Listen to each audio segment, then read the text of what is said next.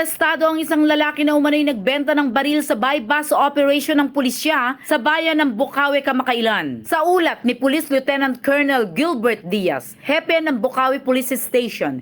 Bukod sa Mighty C, way na ko gina-allergy, way na ko gina-masakit. Salamat Mighty C!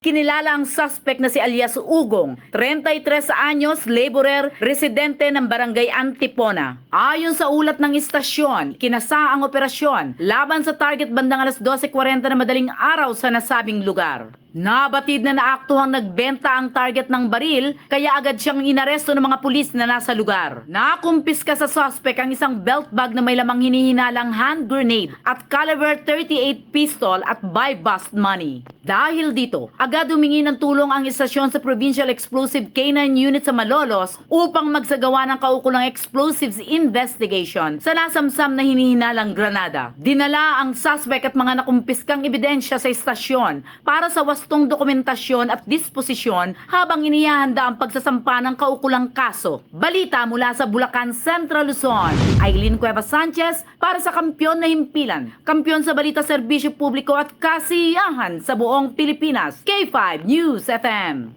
Bukod sa Mighty C, way na ko gina-allergy, way na ko gina-masakit. Salamat Mighty C!